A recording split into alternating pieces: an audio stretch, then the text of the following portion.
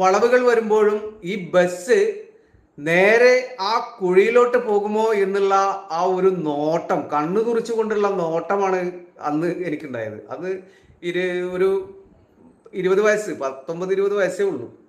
പക്ഷെ ആദ്യമായിട്ടാണ് ഞാൻ അങ്ങനെ ഒരു യാത്ര ചെയ്യുന്നത് ബസ്സിൽ.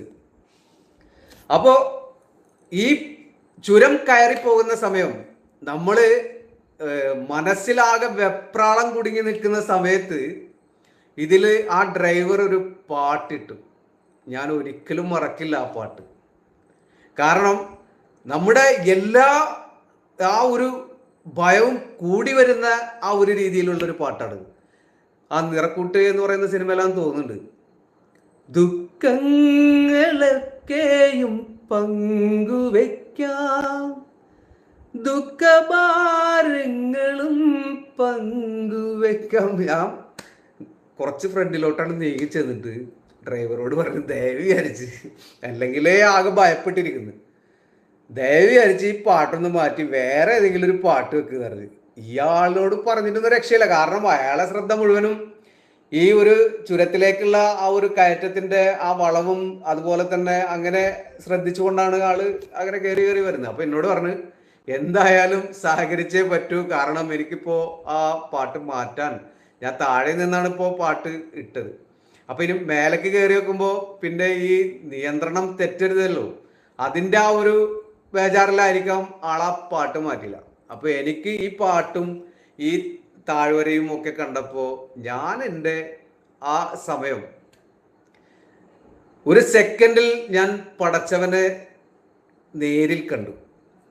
അത് വളരെ സത്യമാണ്. അപ്പോൾ ഭയം ഉള്ളിലുണ്ടെങ്കിൽ തീർച്ചയായിട്ടും നമ്മൾ യാത്ര ചെയ്യുന്ന ഏതൊരു ഭാഗമാണെന്നുണ്ടെങ്കിലും നമുക്ക് ഭയം കൂടിക്കൊണ്ടേയിരിക്കും.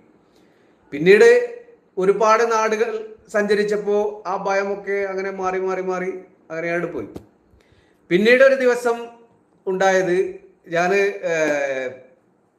നെടുമ്പാശ്ശേരി എയർപോർട്ടിൽ നിന്ന് ഖത്തർ എയർവേസിൽ പോവുകയാണ്.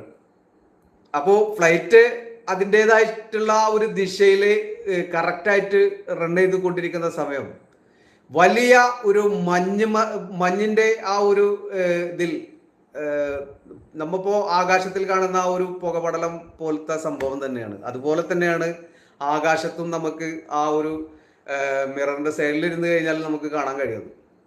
അതിൽ കൊണ്ട് ഇതിന്റെ ചിറക് ഇടിച്ചിട്ടായിരിക്കാം പെട്ടെന്ന് തന്നെ ഒരു അനൗൺസ്മെന്റ് ഉണ്ടായി, എല്ലാവരും ബെൽറ്റ് ധരിക്കണം. കാരണം റൺ ചെയ്ത് നമ്മ ഫ്ലൈറ്റ് പൊന്തുന്ന സമയം നമ്മൾ ബെൽറ്റ് ധരിക്കും, അതുപോലെ തന്നെ താഴുന്ന സമയം ബെൽറ്റ് ധരിക്കും. പക്ഷെ കറക്റ്റ് ആയിട്ടുള്ള ദിശയിൽ പോയിക്കൊണ്ടിരിക്കുമ്പോൾ നമുക്ക് ബെൽറ്റ് ധരിക്കേണ്ട ആവശ്യമില്ല. അപ്പോൾ ഈ ആ ഒരു പൈലറ്റ് വിളിച്ചു പറയുന്നുണ്ട്, എല്ലാവരും ദൈവത്തോട് പ്രാർത്ഥിക്കൂ, നമ്മൾ വലിയൊരു ദുരന്തം നേരിടാനാണ് പോയിക്കൊണ്ടിരിക്കുന്നത്, ഇനിയുള്ള മുന്നോട്ടുള്ള യാത്ര വളരെ ദുർഘടമായിരിക്കും എന്നൊക്കെ പറഞ്ഞിട്ട്, എൻ്റെ പൊന്നെ, ഞാനപ്പോൾ ഈ വയനാട്ടിലത്തെ സംഭവവും എൻ്റെ ചെറുപ്പകാലത്തുണ്ടായിരുന്ന സംഭവം ഇതും കൂടിയിട്ട് ഞാൻ കൂട്ടി വായിച്ചു നോക്കുമ്പോൾ അത് ഒരു രണ്ടാം ജന്മം. ഈ രണ്ടാം ജന്മത്തിൽ തന്നെ ഇതും തീർന്നതുള്ള ഒരു ഇതാണ് എൻ്റെ മനസ്സിൽ വന്നത്. അപ്പൊ ഫ്ലൈറ്റ് കറക്റ്റ് ദിശയിൽ പറന്നുകൊണ്ടിരിക്കുന്ന സമയം ബെൽറ്റ് ധരിക്കാൻ വേണ്ടി പറഞ്ഞപ്പോൾ അപകടം മണത്തു. സത്യം പറഞ്ഞാൽ ഞാനൊരു മുസ്ലിം ആയതുകൊണ്ട് ഷഹാദത്ത് കലിമയൊക്കെ ചൊല്ലി, സത്യം പറഞ്ഞ, കാരണം മരണം മുഖാമുഖം കണ്ട് ഇരിക്കുകയാണ്, ഇനി ഒരു രക്ഷയുമില്ല. അത് താഴെ ആ ഫ്ലൈറ്റ് പതിക്കുകയാണെന്നുണ്ടെങ്കിൽ തീർച്ചയായിട്ടും അത് വലിയ ഒരു ആഴക്കടലിൽ തന്നെയായിരിക്കും ചെന്ന് പതിക്കുക. കാരണം കടലിന്റെ ആ കറക്റ്റ് ആയിട്ടുള്ള ആ ഒരു മിഡിലിൽ ആണ് ഇത് ചെന്ന് നിൽക്കുന്നത്, ഈ ഫ്ലൈറ്റിന്റെ ആ ഒരു ഇത്. അപ്പൊ നമുക്ക് സ്ക്രീനിൽ കറക്റ്റായിട്ട് കാണാം അത് ഇത്ര കിലോമീറ്റർ സഞ്ചരിച്ചു, ഇനി ഇത്ര കിലോമീറ്റർ ബാക്കിയുണ്ട് എന്നുള്ളത്. അങ്ങനെ ഈ ഫ്ലൈറ്റ് നമ്മളിവിടെ ഇപ്പോൾ ഈ കേരളത്തിലത്തെ റോട്ടിൽ പോകുന്നത്, കാറിലൊക്കെ പോകുമ്പോൾ റോട്ടിൽ പോകുന്നത് പോലെ തന്നെ ഭയങ്കരമായിട്ടുള്ള, ഇപ്പൊ ഒരു കുണ്ടും കുഴിയുള്ള റോട്ടിൽ നമ്മളൊരു 60 സ്പീഡിൽ പോയാൽ എങ്ങനെ ഉണ്ടാകും, അതുപോലെയാണ് ആ ഒരു മേഘത്തിന്റെ ഉള്ളിലൂടെ ആ ഫ്ലൈറ്റ് സഞ്ചരിച്ചപ്പോൾ ഉണ്ടായ ആ ഒരു ഫീൽ. അങ്ങനെ ഈ ഫ്ലൈറ്റ്, ഈ പൈലറ്റ് പറയുന്നുണ്ട് ഇത്ര കിലോമീറ്റർ താഴ്ചയിൽ ഫ്ലൈറ്റ് താഴ്ത്താൻ വേണ്ടി പോവുകയാണെന്ന് പറഞ്ഞു.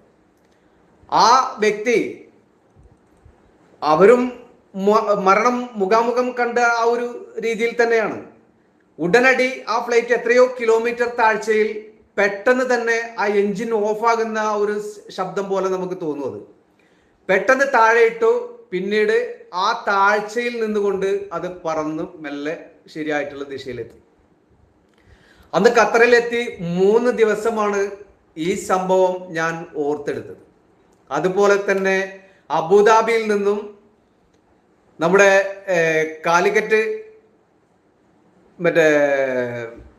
എയർപോർട്ടിൽ എത്തുന്ന സമയം ഒരു പുതിയ ഒരു പൈലറ്റാ. ആ പൈലറ്റ് മഴയും അതുപോലെ തന്നെ ആ ഒരു ശക്തിയായിട്ടുള്ള കാറ്റും നിൽക്കുന്നത് കണ്ട് ഈ പറയുന്ന നമ്മൾ ഫ്ലൈറ്റ് ഇറങ്ങുന്ന സമയം നമുക്ക് കാണാൻ കഴിയും. അത് ഈ വയനാട് ചുരവും മറ്റുള്ള സംഭവങ്ങളും നമുക്ക് കാണാൻ കഴിയും.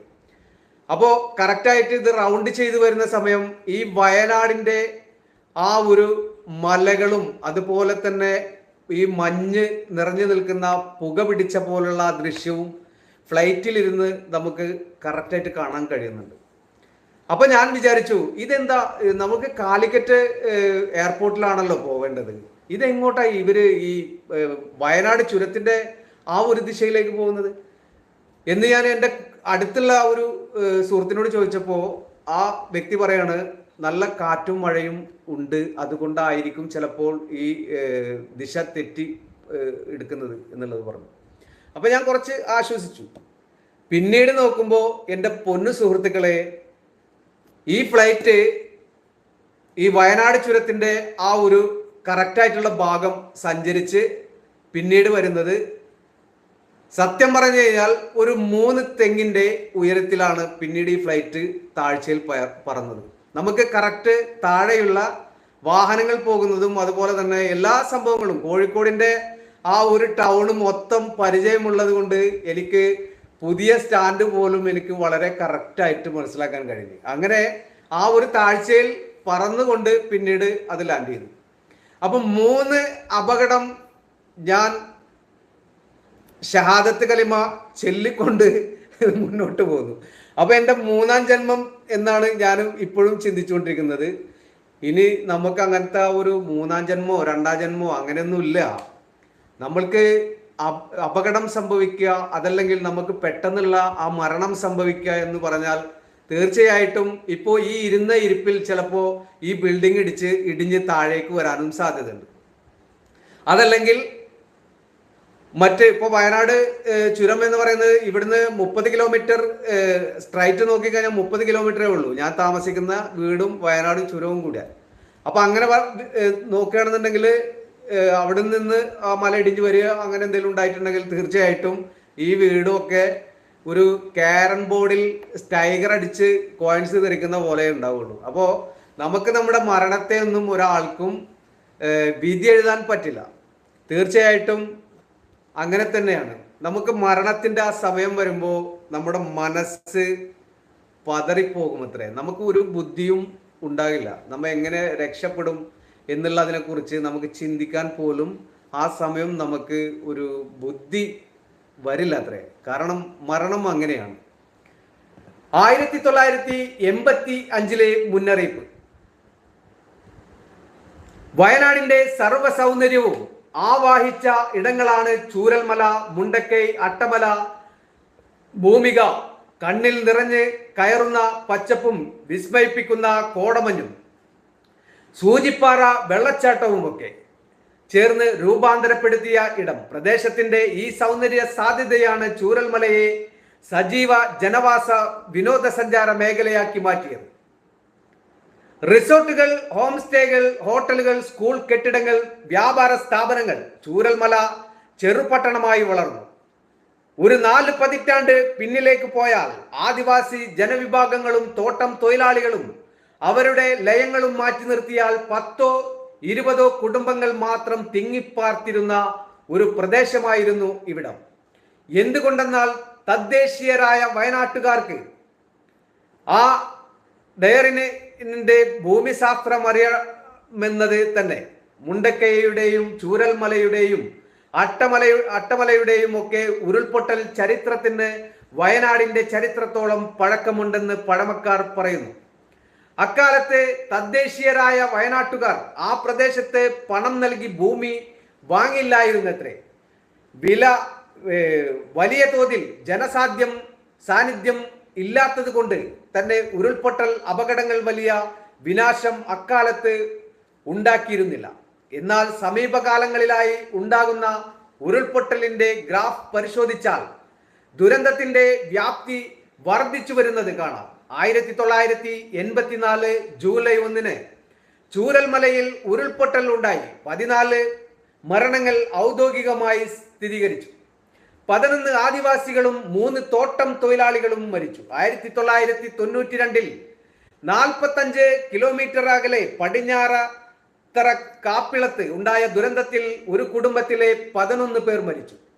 2018 35 കിലോമീറ്റർ അകലെ കുറിച്യാർ മലയിൽ വലിയ ദുരന്തം ഉണ്ടായെങ്കിലും ജനവാസ പ്രദേശം അല്ലാത്തതിനാൽ ആളപായം ഉണ്ടായില്ല.